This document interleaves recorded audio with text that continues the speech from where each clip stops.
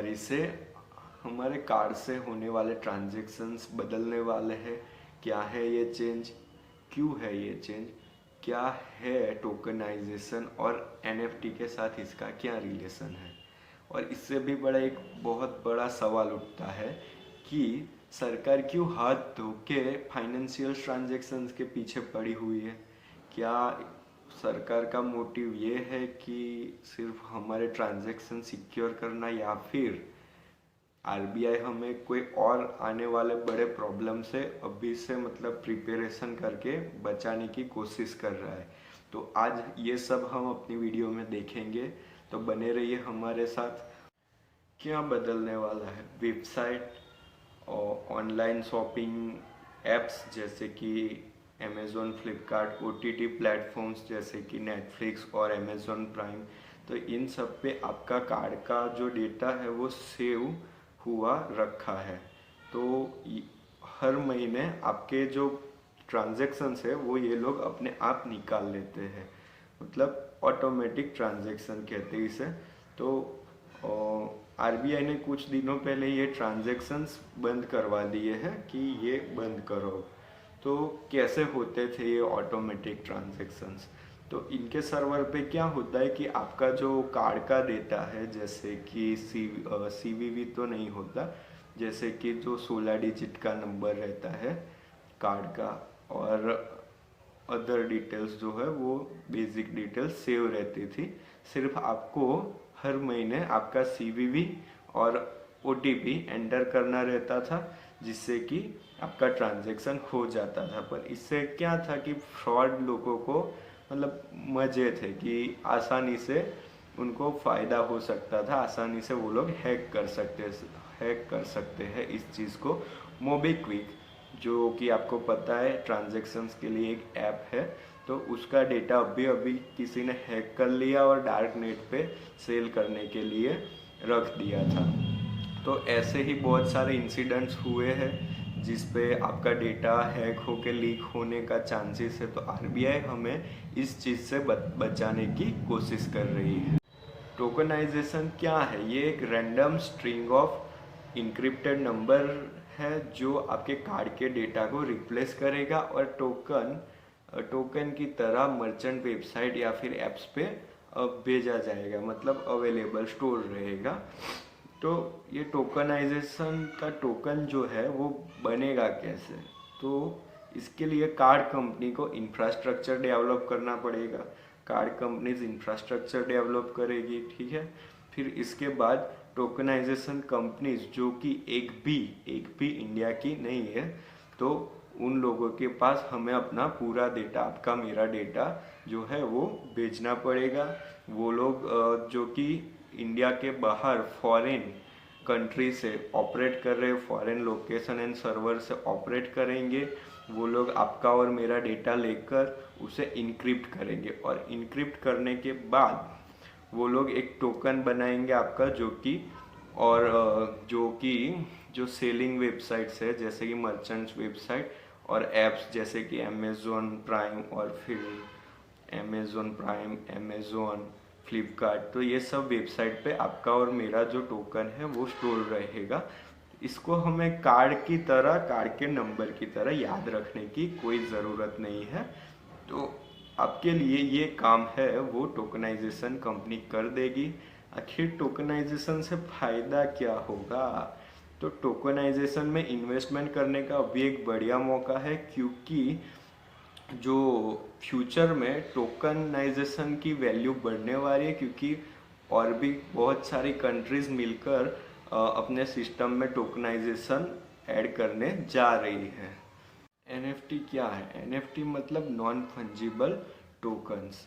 तो ये आजकल बहुत ही पॉपुलर हो चला है, क्योंकि यहाँ पे आपको एक डिजिटल कॉन्ट्रैक्ट करना रहता है, स्मार्ट डिजिटल कॉन्ट्रैक्ट, जिसमें आपका जो डिजिटल एसेट है, टेंजिबल या फिर नॉन टेंजिबल जो भी हो, आप उसको आप टोकन बना के सेव कर सकते हो, और फिर आप जब चाहे उसे ऑक्शन भी कर सकते हो। एक एनएफटी मतलब जो आपका डिजिटल एसेट है उसको NFT कह। तो एक NFT का एक ही ओनर हो सकता है, और इसका मतलब आप इसे कभी भी सेल कर सकते हो ऑक्शन में ले जाकर। आप इसमें कुछ भी सेल कर मतलब NFT का टोकन बना सकते हो, जैसे कि आप आर्टिस्ट हो, किसी सॉन्ग हो, पिक्चर हो, मतलब फोटो हो या फिर पेंटिंग हो, कुछ भी, मतलब कोई शॉर्ट वीडियो हो, कोई क्लिप हो, कोई भी आइटम को आप ऑक्शन में ले जा सकते हो, उसका NFT बना सकते हो और फिर सेल कर सकते हो। पर इसमें क्या है कि आप फ्री रहोगे, आपको मतलब फ्रीडम मिलता है कि आप जब चाहे तब बेच सकते हो, आपको रखना है रख सकते हो। आप एक तरह से मतलब प्लेटफॉर्म से फ्रीडम मिलेगा आपको। तो और अगर हम इसे टोकनाइजेशन के साथ जोड़े तो टोकनाइजेशन में ऐसा नहीं होता है। टोकनाइजेशन अलग चीज़ है, NFT अलग चीज़ है। आपको टोकनाइजेशन में आपके जो कार्ड के डेटा है उसको इनक्रिप्ट किया जाएगा, और वो इनक्रिप्टेड डेटा को आपको फिर बाद में यूज़ करना रहेगा। ठीक है, तो ये और NFT दोनों अलग अलग चीज़ है। RBI का डिसीजन कितना सही है? नास्कॉम NASSCOM ने ये कहा है कि इसको डिले करने की रिक्वेस्ट, मतलब सरकार से इन्होंने इसे डिले करने की रिक्वेस्ट डाली थी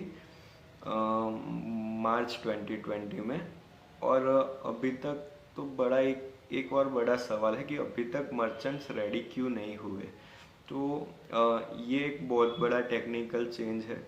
नास्कॉम के हिसाब से इसे होने में कम से कम इंडिया को 1.5-2 साल और लगेगा। तो क्या ये डेटा हमारा सिक्योर कर देगा? Yes, without any doubt tokenisation से हमारा डेटा सिक्योर हो जाएगा। पर इंडिया में अभी तक टोकनाइजेशन कंपनी में किसी ने इन्वेस्ट किया ही नहीं, मतलब एक भी टोकनाइजेशन कंपनी इंडिया की है ही नहीं। तो इसका क्या मतलब? इसका ये मतलब हुआ कि हम एक फॉरेन कंपनी से अपना डेटा लेंगे और दूसरी फॉरेन कंपनी को दे देंगे। तो बात तो वही हुई ना। तो ये पॉइंट थोड़ा सा अनसेफ लगता है, क्योंकि हमारा डेटा तो कंट्री से बाहर ही होगा, और हैकर्स तो आप जानते हो कुछ भी हैक कर लेते हैं। ये नहीं कह रहा अनसेफ है, पर रिस्क तो है। तो यूपर से ये लोग जो टोकनाइजेशन कंपनी है वो extra layer of security add करेगी। ठीक है, इससे क्या होगा कि यूज़र का जो फाइनेंशियल डेटा है वो सिक्योर हो जाएगा। पर ये काम फ्री में तो होगा नहीं ना, उसके लिए चार्जेस लगेंगे। तो ये चार्जेस पे कौन करेगा? ऑब्वियसली हम पे करेंगे। अगर गवर्नमेंट भी पे करेगी तो भी इसका मतलब तो यही हुआ ना, हमारा ही पैसा है तो पे तो हमारा पैसा ही होगा। चलिए, इसका भी कोई बात नहीं। तो अगर गवर्नमेंट को ये काम करने के लिए टोकनाइजेशन कंपनीज से कमीशन मिलेगा। ओ, इसका मतलब ये तो नहीं निकाल सकते ना कि गवर्नमेंट कमीशन लेने के लिए हमें फोर्स कर रही है टोकनाइजेशन के लिए। नहीं नहीं, ऐसा नहीं कहते, समझ जाइए आप। और एक और बात बता दूं कि टोकनाइजेशन कंपलसरी नहीं है। अगर आपको नहीं करना है तो आप कार्ड भी यूज़ कर सकते हो। बस फ़र्क इतना रहेगा कि आपको हर 10 जगह पे आपका कार्ड डिटेल्स भरना पड़ेगा, सारा प्रोसेस करना पड़ेगा, जबकि टोकनाइजेशन में ये प्रोसेस नहीं होगा। अब 1 जनवरी से आपकी और मेरी ज़िंदगी में एक और नया प्रॉब्लम ऐड होने जा रहा है। प्रॉब्लम कहो या फिर सॉल्यूशन, देखते हैं क्या है ये। तो तब तक के लिए क्रिसमस एंजॉय कीजिए और जाके अपना NFT बनाकर देख लीजिए क्या क्या प्रोसेस है, क्या मिलता है सच में, NFT कैसा है। Okay, good bye.